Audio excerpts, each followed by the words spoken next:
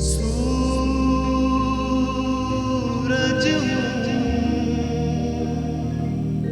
जिंदगी की रमक छोड़ जाऊंगा, मैं डूब भी गया, मैं डूब भी गया, तो शबक छोड़ जाऊंगा।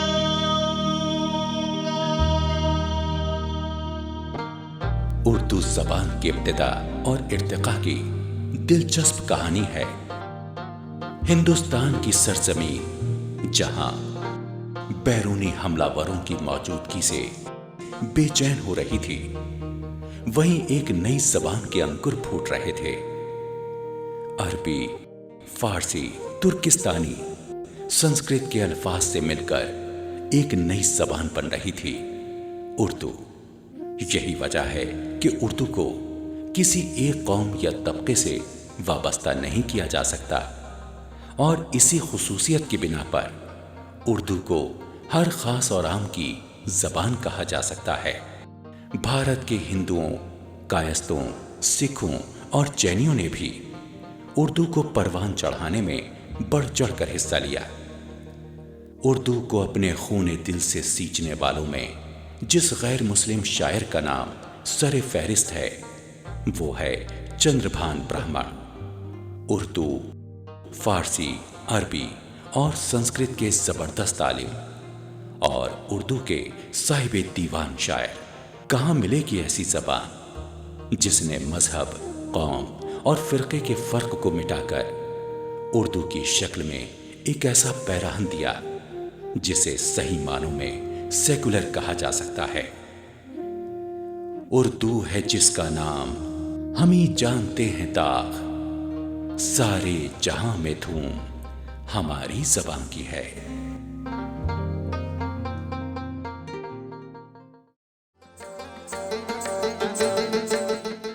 बाल मुकुंद अर्श मलसियानी शायर इब्न शायर थे।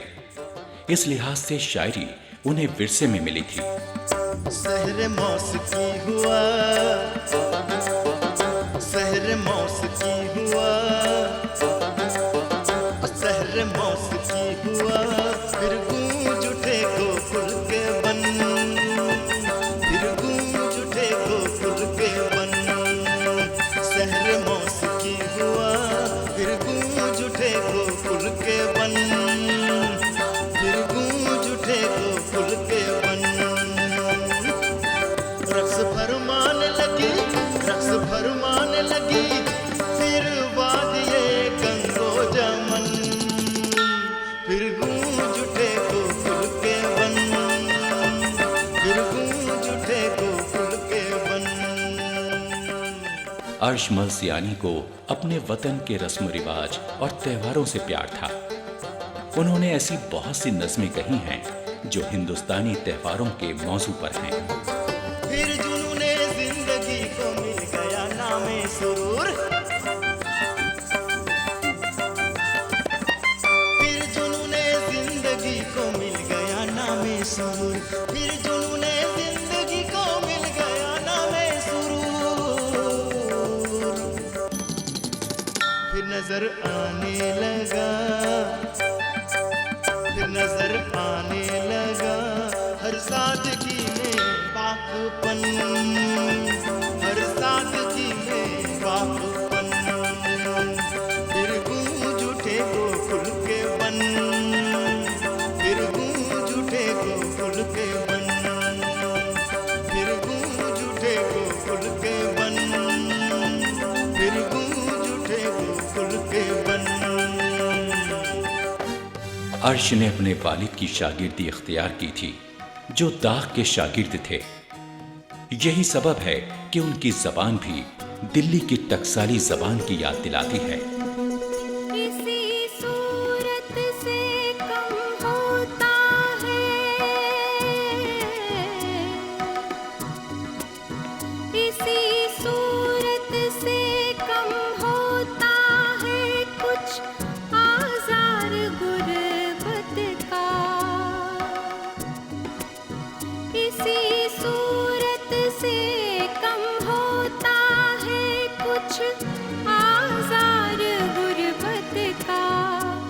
दया रे गैर को अपना वतन, दया रे गैर को अपना वतन, कहना ही पड़ता है यहाँ हर राहबर को राहज़न, कहना ही पड़ता है ये दुनिया है से दारुल फितन, कहना ही पड़ता है। नाज़रीन आदाब, आफ़ताब सुखन में एक बार फिर आपका खैर मकदम है। नाज़रीन, ख्याल, जज्बा, वजदान और फिक्र को हम आहंग किया जाए तो अर्श मलसियानी की गजल बनती है। अर्श ने उस दौर में होश संभाला जब नज्म का दौर था और इकबाल के नगमे फिजा में चारों ओर गूंज रहे थे। दूसरी तरफ जोश मलसियानी, हफीज जालंधरी और तिलोक चंद महरूम जैसे शायर अपनी अदबी इक्तदार की बुनियाद रख रहे थे। हाल ही की तहरीक ने शायरों को गजल के बजाय नज्म की तरफ मोड़ दिया। अर्श के वालिद जोश मलसियानी चूंकि खुद एक शायर थे, लिहाजा अर्श की घुट्टी में शायरी का होना एक कुदरती बात थी। ऐसे आलम में जब अर्श ने शायरी की शुरुआत की तो एक तरफ हाली का अंदाज उनके सामने था, तो दूसरी तरफ मोमिन, गालिब, दाग का रंग गजल। यही वजह है कि उन्होंने जो नगमा छेड़ा वो नगमा दिल बन गया। क्या खूब कहते हैं, दर्द में राज को पहुंचता है जब कोई तर्जुमा नहीं होता। अर्श का नाम जब गजल के आसमान पर नमूदार हुआ तो दुनियाए अदब चौंक उठी। एक कम उम्र शायर की मंझी हुई आवाज ने सबकी तवज्जो अपनी तरफ खींची। बड़े बड़े गजल गो शायरों के सामने अपना मकाम बनाना आसान काम नहीं था, लेकिन नौजवान अर्श ने यह कर दिखाया। अर्श मलसियानी जहां गजल गोई में यकता थे, वहीं उन्हें नज्म पर भी कमाल हासिल था। अर्श ने अलग अलग किस्म की नज़में कही हैं। अर्श की शायरी मसाइल की शायरी है, इसलिए जहां एक तरफ गहरी फिक्र है तो दूसरी तरफ जिंदगी का अहाता करने वाले उन्वान। अर्श हालात पर कड़ी तनकीद करते, लेकिन उसमें छुपी हुई सच्चाई से कोई इनकार नहीं कर सकता। मुल्क में होने वाले कम्युनल राइट्स से जब उनका दिल टूटता था तो वो कहते थे, एक फकत मजलूम का नाला रसा होता नहीं, ऐ खुदा दुनिया में तेरी वरना क्या होता नहीं। रंगे मौजू बदलता भी था और होली, बसंत, देहाती दोशीजा, वादिया कश्मीर जैसी दिलकश नज़में शफक के रंग बिखेर देती थी। अर्श की शायरी आलम इंसानियत की शायरी थी। अर्श की नजर उन मसाइल पर भी थी जो धीरे धीरे सुलग रहे थे, इसलिए उन्होंने एशिया को छोड़ दो और जंगे गोरिया जैसी नज़में लिखी और इनमें छुपे जलते सवालों पर खासो आम को सोचने पर मजबूर कर दिया। ये दुनिया है इसे दारुल फितन, ये दुनिया है इसे दारुल फितन, कहना ही पड़ता है। ये दुनिया है इसे दारुल फितन, कहना ही पड़ता है। यहाँ हर राहबर को राहज़न, यहाँ हर राहबर को राहज़न, कहना ही पड़ता है।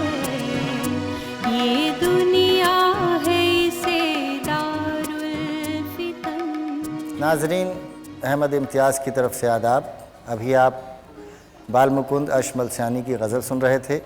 अर्श मलसियानी हमारे गुज़िश्ता अहद के बड़े शायर थे। उनकी शख्सियत और शायरी पर हम गुफ्तगू कर रहे हैं। हमारे साथ इस गुफ्तगू में शामिल हैं गौस सीवानी साहब। गौस सीवानी साहब, आपका इस महफ़िल में इस्तक़बाल है। गौस साहब, जैसा कि जानते हैं हम सब कि अर्श मलसियानी साहब बड़े पाए के शायर रहे हैं हमारे। उनकी शख्सियत और सवाने के बारे में अगर हमारे नाज़रीन को आप कुछ बताएं। देखिए, अर्श मलसियानी उर्दू नज़्म नसर का एक बहुत ही जाना माना और मोतबर नाम है। अर्श मलसियानी के वालिद जोश मलसियानी खुद भी एक बड़े शायर थे। इनका मुकम्मल नाम बालमुकुंद है और अर्श मलसियानी के नाम से ये जाने जाते हैं। 1908 में पंजाब के जालंधर ज़िला में इनकी विलादत हुई। अर्श मलसियानी दिल्ली आए और दिल्ली में आकर के एक सरकारी पर्चे में वो मुलाजिम हो गए। आज कल के नाम से ये सरकारी माहनामा था जो उस ज़माने में निकलता था और आज तक ये जारी है। तो इसमें सब एडिटर के तौर पे वो मुलाजिम हुए और उसके बाद से पूरी ज़िंदगी उन्होंने इसी पर्चे में गुजार दी। तो बुनियादी तौर पे वो एक राइटर थे और राइटर के तौर पे उन्होंने अपनी तकरीबन पूरी ज़िंदगी गुजारी। इसमें उन्होंने नस्र भी लिखी, नज़म भी लिखी और नज़म की मुख्तलिफ़ असनाफ़ पर भी वो तबाह आज़माई करते रहे। लेकिन जो ख़ास बात थी वो ये थी कि उनके ऊपर अपने वालिद के असरात थे। जोश मलसियानी पंजाब के एक गांव से ताल्लुक़ रखते थे और उसी गांव में इनकी भी विलादत हुई, अर्श मलसियानी की भी। और वो गांव ऐसा गांव था जहाँ पे इल्मी माहौल का फ़ुक़दान था, इल्मी लोग बिल्कुल नहीं थे, इल्मी माहौल नहीं था, शेर व सुखन का रिवाज नहीं था। वैसे में जोश मलसियानी बहुत अच्छे शायर बने और उनकी निगरानी में उनके बेटे अर्श मलसियानी ने भी जब शेर व सुखन के रास्ते पर कदम बढ़ाया तो अपने वालिद के असरात को लिए हुए वो भी आगे बढ़े। ये वो ज़माना है जब तरक्की पसंद तहरीक अपने उरूज पे थी। क्या इनकी शायरी पर तरक्की पसंद की तहरीक के भी असरात हैं? देखिए, तरक्की पसंद तहरीक को इन्होंने शुरू होते हुए देखा और उसी माहौल में इनकी अपनी शायरी भी परवान चढ़ी। लेकिन ख़ास बात इनकी शायरी में ये हुई कि इन्होंने न तो तरक्की पसंदों की अंधी तकलीद की, बिना सोचे समझे उस रास्ते पे इन्होंने कदम नहीं बढ़ाया और न ही इन्होंने उसकी मुखालफत की। मतलब इन्होंने उस ज़माने में दो तरह के लोग पाए जाते थे जो उर्दू शेर व सुखन से ताल्लुक़ रखते थे। या तो वो पूरी तरह से मुक़ल्लिद होते थे, तरक्की पसंदी के रास्ते पे चल पड़ते थे, या फिर ऐसा होता था कि वो बिल्कुल तरक्की पसंदी के रास्ते को छोड़ करके और उसकी मुखालफत वो किया करते थे। इनके यहाँ बिल्कुल उससे अलग मामला रहा। इन्होंने एक नज़म लिखी, नारे मज़दूर। नारे मज़दूर को पढ़ करके ऐसा महसूस होता है कि ये तरक्की पसंद हैं, लेकिन उसी के साथ साथ ये भी एहसास होता है कि बिना सोचे समझे ये तरक्की पसंदी के रास्ते पे नहीं चलते हैं। उन्होंने कहा है नारे मज़दूर में, मेरी मशक्क़त पैहम रहीन यास नहीं, मेरी मशक्क़त पैहम रहीन यास नहीं, इरादा जोशे बगावत का बेएहसास नहीं, सियासत अहले ज़माना की मुझको रास नहीं, मेरा सियासत अहले जहाँ को पास नहीं। तो इसमें ख़ास बात ये रही कि तरक्की पसंद जो थे वो मज़दूरों के हक़ की बात करते थे, किसानों के हक़ की बात करते थे, जो मेहनत कश हैं उनके हक़ की बात करते थे। लेकिन उसी के साथ साथ एक और भी बात उनके यहाँ होती थी कि वो अमीरों की मुखालफत करते थे, वो कारखानादारों की मुखालफत करते थे, वो सरमायादारों की मुखालफत करते थे।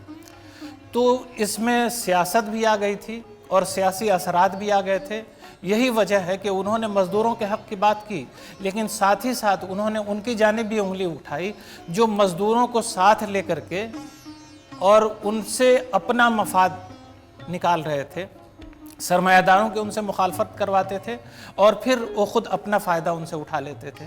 तो ऐसे सियासतदानों की भी उन्होंने मुखालफत की। तो मेरे ख़्याल से उन्होंने ये ज़रूर किया है कि पूरी तरह से वो तरक्की पसंद नहीं हुए, लेकिन बहरहाल तरक्की पसंदों की जो खूबियाँ थीं उन्हें उन्होंने अपनाया है। गौस साहब, उनकी शायरी की जो खुसूसियात हैं वो क्या क्या हैं जिनकी वजह से हम उन्हें मुमताज़ शायर करार दें? اس پہ بھی اگر آپ ہمارے ناظرین کو کچھ بتائیں۔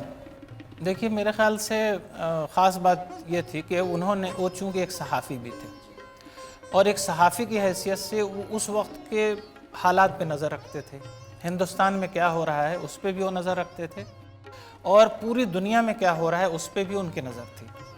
تو ایک طرف جہاں انہوں نے اپنی نظموں میں اور اپنی غزلوں میں عشق و محبت کو موضوع بنایا، جو اردو شاعری کا سب سے محبوب موضوع ہے اور ابتدا سے چلا آ رہا ہے اردو شاعری میں، تو انہوں نے عشق و محبت کو ایک طرف موضوع بنایا، لیکن وہیں دوسری طرف جو عالمی حالات تھے ان کو بھی انہوں نے اپنی شاعری کا موضوع بنایا۔ کرپشن کی آج ہم بات کرتے ہیں، لیکن کرپشن کی ابتدا آزادی کے ساتھ ہی ہوئی، اس کے علاوہ ہر شعبے میں رشوت خوری کا بازار گرم تھا، تو انہوں نے اس زمانے میں کرپشن کو موضوع بنایا تھا۔ ہم کرپشن کی بات آج کرتے ہیں، تقریباً 65 سال کے بعد ہم کرپشن کی بات کر رہے ہیں، لیکن یہ ان لوگوں میں تھے جو اس وقت کے حالات کو دیکھتے تھے اور حالات کو دیکھتے ہوئے انہوں نے کرپشن کو موضوع بنایا اور کرپشن کو موضوع بنا کر کے انہوں نے اس زمانے کے حالات دنیا کے سامنے پیش کیے اور بتایا کہ اصل کیا ہے اور کیا ہونا چاہیے۔ جیسے انہوں نے ان کی نظم ہے رشوت کا بازار، تو رشوت کے بازار میں انہوں نے کہا ہے پٹواری کی خود رائی سارے ملک میں چلتی ہے، پٹواری کی خود رائی سارے ملک میں چلتی ہے، موٹی توند محصل کی بالائی سے پلتی ہے، نوٹ مٹھائی کی خاطر ریل کا بابو لیتا ہے، بلٹی لے کر جو آئے فی بوری کچھ دیتا ہے، بھرتی اور کھدائی کے جھوٹے بل بن جاتے ہیں، سونا جان کے مٹی کو نہر کے بابو کھاتے ہیں۔ چونکہ یہ خود سرکاری دفتر میں ملازم رہے، پوری زندگی انہوں نے سرکاری ملازمت کی، تو کہاں کہاں رشوت خوری ہوتی ہے، رشوت خوری کے کیا کیا انداز ہیں یہ سب جانتے تھے، تو ظاہر ہے اس چیز کو انہوں نے اپنے کلام میں بیان کیا۔ اسی طرح سے خاص بات یہ رہی کہ جیسے ہی ملک آزاد ہوا تو ملک میں فرقہ وارانہ فسادات شروع ہو گئے، انسان بالکل حیوان بن گیا، لوگوں نے بہت بڑے بڑے خواب دیکھے تھے، بڑے بڑے سپنے دیکھے تھے، لیکن وہ تمام خواب چکنا چور ہونے لگے، انسان کا خون بہانے لگا، تو ان حالات نے متاثر کیا۔ اور صرف عرش نہیں بلکہ اس دور کے جتنے شاعر ہیں تقریباً سبوں نے اس کا اثر لیا اور سبوں نے اس کے خلاف آواز بلند کی اپنے کلام کے اندر۔ تو انہوں نے 1947 کے حالات دیکھے، اس میں انہوں نے ایک ربائی کہی تھی، اب دیکھیے، ہر دل پہ ہے ایک ہول سراسر تسلیم، ہر دل پہ ہے ایک ہول سراسر تسلیم، اب قول نہیں ہے قول سراسر تسلیم، شیطان پہ لاحول سراسر باطل، شیطان پر لاحول سراسر باطل، انسان پہ لاحول سراسر تسلیم۔ تو شیطان سے بڑا کام انسان کر رہا تھا، شیطانی کام، تو انہوں نے اس کے خلاف آواز بلند کی، یعنی اس وقت کی فرقہ پرستی کے خلاف انہوں نے آواز بلند کی ہے۔ اسی طرح سے ایک خاص بات مجھے جو ان کی شاعری میں نظر آتی ہے، ان کے کلام میں نظر آتی ہے، وہ یہ ہے کہ انہوں نے آزادی کے پہلے کا دور دیکھا تھا، اور یہ وہ لوگ تھے جنہوں نے ملک میں آزادی کی تحریک دیکھی تھی، اور یہ سبھی لوگ آزادی کی تحریک میں کسی نہ کسی طرح سے شامل رہے، قلم سے، زبان سے، کسی نہ کسی طرح سے انہوں نے اس تحریک کا ساتھ دیا، اور یہ اس زمانے میں جوان بھی تھے۔ تو یہ وہ لوگ تھے جنہوں نے ملک کے مستقبل کے تعلق سے بہت سے خواب دیکھے تھے۔ انہیں یہ لگ رہا تھا کہ انگریزوں کا دور جو مظالم کا دور ہے، ستمگری کا دور ہے، اور یہ ہندوستانیوں کے اوپر ظلم و ستم ڈھاتے ہیں، تو جیسے ہی ہمارا ملک آزاد ہوگا ملک کے تمام مسائل حل ہو جائیں گے اور بھوک مری ختم ہو جائے گی اور دودھ کی ندیاں ملک کے اندر بہنے لگیں گی، یہ ان کا تصور ہوا کرتا تھا۔ لیکن جیسے ہی ملک آزاد ہوا تو بالکل اس کا برعکس دیکھنے کو ملا، ہر طرف کرپشن بڑھ گیا، ہر طرف رشوت خوری کا بازار گرم ہو گیا، ملک تقسیم ہو گیا۔ بالکل، یہ ملک تقسیم ہوا تو ایک بہت عجیب و غریب صورتحال سے ملک دوچار ہوا۔ پھر بھی یہ لوگ پر امید رہے کہ ملک میں کچھ نہ کچھ بدلاؤ آئے گا، لیکن اس کے بعد ایسا ہوا، حالات ایسے بدلے کہ ان کی امیدیں ٹوٹنے لگیں۔ تو یہ وہ شعراء تھے، عرش ملسیانی اور اس دور کے دوسرے شعراء، کہ انہوں نے ان حالات کو اپنی نگاہوں کے سامنے رکھا، اور جو امیدیں ٹوٹیں ان کی بنیاد پر بھی ان کی شاعری میں بہت سے اثرات آئے، اور ان چیزوں کی بنیاد پہ بھی انہوں نے شاعری کی۔ جس میں کٹ جاتے ہیں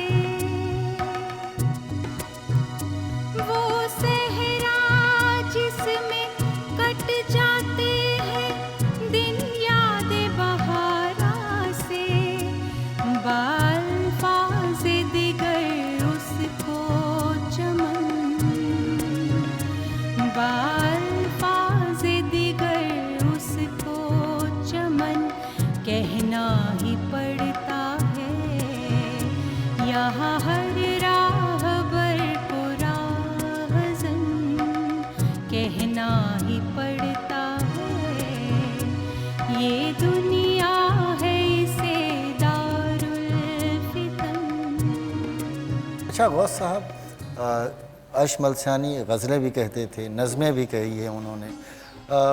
आपकी क्या राय है गज़ल के एतबार से और नज़म के एतबार से उन्हें हम किस में ज़्यादा अहमियत दें? देखिए, मुझे लगता है कि ये ऐसा सवाल है जिसमें हर कोई कंफ्यूज्ड हो जाएगा, क्योंकि उन्होंने बहुत बड़ी तादाद में गज़लें कही हैं और उतनी ही बड़ी तादाद में नज़में भी कही हैं, और जिस खूबी के साथ उन्होंने गज़लें कही हैं उसी खूबी के साथ उन्होंने नज़में भी कही हैं। गज़लों का उनका अपना अंदाज़ है जिसमें अक्सर वो अपने माजी की रिवायतों की पासदारी करते हुए नज़र आते हैं। इसी तरह से उन्होंने नज़में कहीं, और वो नज़में भी बहुत खूबी की नज़में हैं और बहुत ज़बरदस्त नज़में हैं। तो मुझे ये लगता है कि ये बहुत ही मुश्किल है कि हम उन्हें नज़म का शायर कहें या फिर हम उन्हें गज़ल का शायर कहें। वो दोनों मैदान में एक ज़बरदस्त शायर नज़र आते हैं। गौस साहब, अशमल सानी ने रुबाइयाँ भी बहुत अच्छी कही हैं, उसके बारे में भी हमारे नाज़रीन को कुछ बताएं। जी हाँ, वो रुबाइयों के भी बहुत अच्छे शायर थे। उन्होंने रुबाइयाँ कही हैं और अच्छी अच्छी रुबाइयाँ कही हैं, लेकिन मुझे ये महसूस होता है कि उन्होंने जो रुबाइयाँ कही हैं उसमें सबसे ज़्यादा रुबाइयों का मौजू उन्होंने ख़मरियात को बनाया है। उर्दू शायरी में जहाँ पे महबूब का तज़करा होता है, वहीं पे शराब का भी तज़करा होता है। यानी उर्दू शायरी में शराब और शबाब ये दोनों एक साथ चलते हैं। ये रिवायत रही है, आज उसमें कुछ बदलाव ज़रूर आया है। तो उन्होंने जो रुबाइयाँ कही हैं उसमें सबसे ज़्यादा उन्होंने शराब को मौजू बनाया है। उनकी एक रुबाई है, रिंदों से ये नफ़रत ये कदूरत बेकार, रिंदों से ये नफ़रत ये कदूरत बेकार, आलूदे तक़दीस नहीं ये ज़िन्हार, ज़हरा से कहो आए ज़मी पर नाचे, ज़हरा से कहो आओ ज़मी पर आए ज़मी पर नाचे, इंसान है फरिश्ते नहीं हरगिज़ मैखार। तो ये उनका अंदाज़ था और उनकी बेशतर रुबाइयों में इसी तरह के मौज़ूआत नज़र आते हैं। अच्छा अवध साहब, रुबाइयों के साथ साथ उन्होंने गीत भी लिखे हैं, तो गीत के बारे में भी कुछ नाज़रीन को बताएं। हाँ बिल्कुल, उन्होंने गीत लिखे हैं और गीत की उनके एक ख़ुसूसियत ये है कि वो बुनियादी तौर पे रहने वाले पंजाब के थे, पंजाब में रहे और वहाँ से दिल्ली आकर के रहे, लेकिन गीतों का जो पस मंज़र है उनके वो उत्तर प्रदेश है। आम तौर पे गीतों में उत्तर प्रदेश की ज़बान इस्तेमाल होती रही है, जिसमें कुछ उर्दू के साथ साथ या हिंदुस्तानी के साथ साथ कुछ टच होता है भोजपुरी का या अवधी का या मकामी ज़बानों का। तो उन्होंने जो गीत कहे हैं तो उत्तर प्रदेश की ज़बान का टच उसमें मौजूद है। उन्होंने कहा है, गीत का एक हिस्सा है, पगडंडी की भूल भुलैयाँ भयानक काली रात, पगडंडी की भूल भुलैयाँ भयानक काली रात, बादल गरजे बिजली कड़के और भरी बरसात, ऐसे में अपने साजन को ढूंढत ढूंढत हारी, मन की बात सुनाऊं किसको कौन सुनेगा मन की बात। अवध साहब, इस प्रोग्राम में आपने अपना कीमती वक्त दिया, इसके लिए आपका बहुत बहुत शुक्रिया। रंग में डूबी हुई है गोपियां सरता कदम, रंग में डूबी हुई है गोपियां सरता कदम, रंग में डूबी हुई है गोपियां सरता कदम। उदे उदे पीले पीले, उदे उदे पीले पीले नीले